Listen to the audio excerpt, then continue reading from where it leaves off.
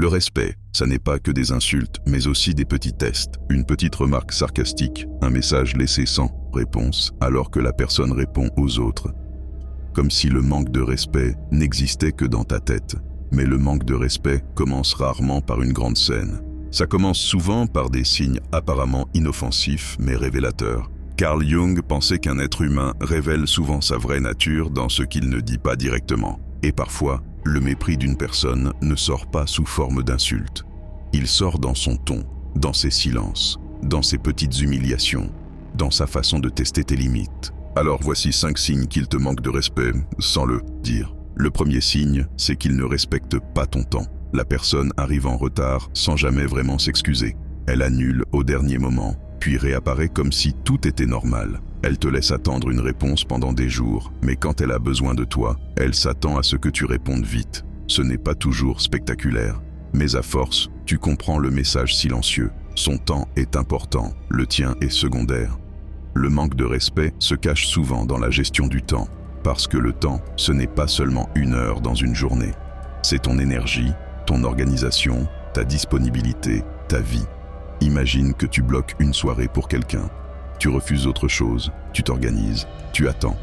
Puis la personne annule à la dernière minute avec une phrase banale. « Désolé, j'avais un truc à faire. » Et le lendemain, elle te parle comme si rien ne s'était passé. Une fois, ça peut arriver, mais quand cela devient un schéma, ce n'est plus un imprévu. C'est une manière de te placer en option. Et ce qui est dangereux, c'est que tu peux finir par t'adapter. Tu prévois moins, tu attends moins. Tu te dis, avec cette personne, c'est comme ça.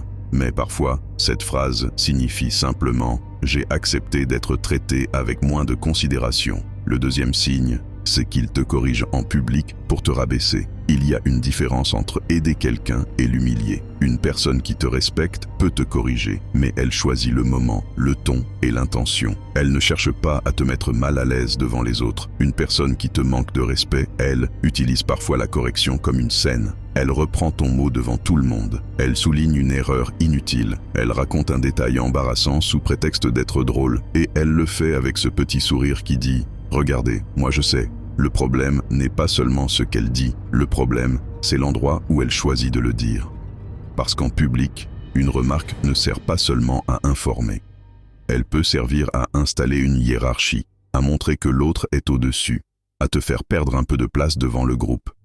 Jung aurait sûrement vu là quelque chose de très humain, le besoin de compenser une insécurité intérieure en prenant une position de supériorité. Certaines personnes ne se sentent solides que lorsqu'elles peuvent rendre quelqu'un d'autre un peu plus petit. Et si tu remarques que cette personne ne te reprend jamais en privé, mais toujours quand il y a un public, alors ce n'est pas de la franchise, c'est une mise en scène. Le troisième signe, c'est qu'il change de comportement selon les personnes présentes. C'est un signe très révélateur. Quand vous êtes seul, la personne peut être normale, parfois même agréable. Mais dès qu'il y a d'autres personnes, elle devient plus froide, plus moqueuse, plus distante. Elle te parle différemment. Elle fait semblant de ne pas être si proche de toi. Elle utilise ton nom avec un ton qui te rabaisse. Elle rit de choses qu'elle ne dirait jamais en tête-à-tête. Et là, tu comprends que son respect dépend du regard des autres. Ce genre de comportement hypocrite montre que tu n'es pas traité comme une personne, mais comme un rôle dans son image sociale.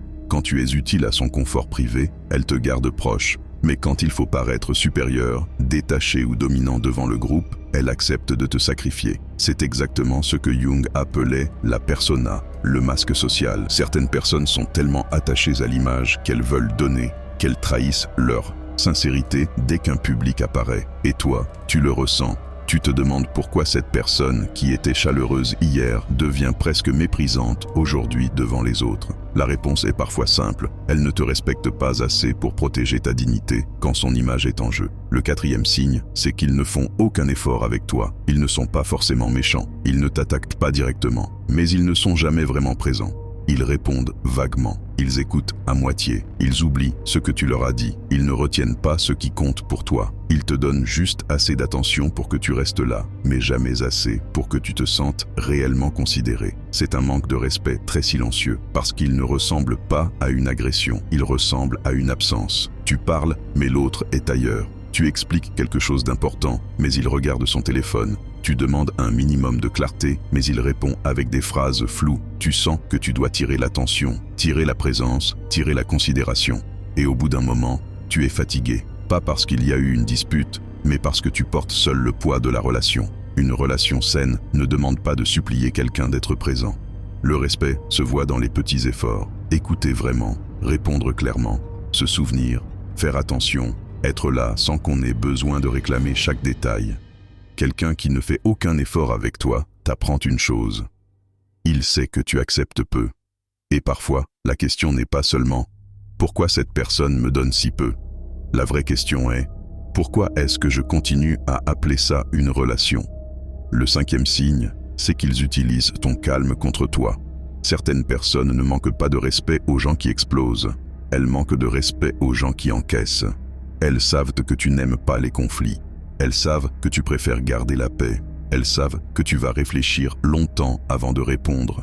Alors elles profitent de ton calme comme si c'était une permission. Elles te parlent mal, puis elles comptent sur ton silence. Elles dépassent une limite, puis elles comptent sur ta patience. Elles te blessent, puis elles comptent sur ta capacité à comprendre. Mais ton calme n'est pas une autorisation. Et ta gentillesse n'est pas un contrat qui oblige à tout accepter. C'est ici que le respect de soi devient essentiel, parce que beaucoup de personnes confondent maturité et endurance. Elles pensent être fortes parce qu'elles supportent tout, mais parfois ce n'est pas de la force, c'est une vieille peur. La peur de déplaire, la peur d'être rejeté, la peur de perdre une relation si l'on dit clairement ce qui ne va pas. Jung disait que ce qui reste inconscient finit par nous diriger.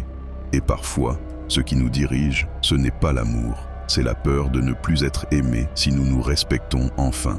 Alors on se tait, on rationalise, on dit « ce n'est pas si grave ». Mais chaque fois que tu ignores un petit manque de respect, tu apprends à l'autre comment te traiter. Alors que faire ? Pas besoin de devenir agressif, pas besoin de crier, pas besoin de te transformer en quelqu'un de froid. Commence par observer ce qui se répète. Une erreur peut arriver, un retard peut arriver, une parole maladroite peut arriver, mais un comportement répété révèle une dynamique. Ensuite, réponds simplement « Ne me parle pas comme ça. Je n'aime pas qu'on me corrige devant tout le monde. Si tu annules à la dernière minute, préviens-moi correctement. Je ne veux pas d'une relation où je dois réclamer le minimum. » Ces phrases sont simples, mais elles changent tout, parce qu'elles obligent l'autre à voir que tu n'es plus en train d'absorber silencieusement. Le vrai respect ne se mendie pas.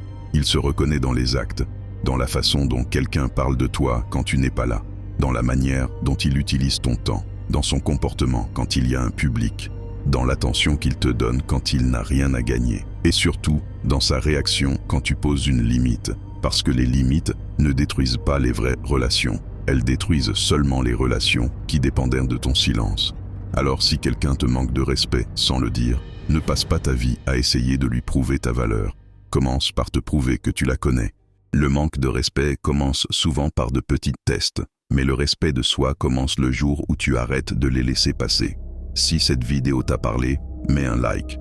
Ça m'aide à savoir que ce genre de sujet t'intéresse et que je dois continuer à explorer ces comportements cachés. Écris aussi en commentaire. Je ne laisse plus passer les petits tests et abonne-toi à la chaîne Les Archétypes Décodés si tu veux mieux comprendre la psychologie humaine. À très bientôt pour une prochaine vidéo.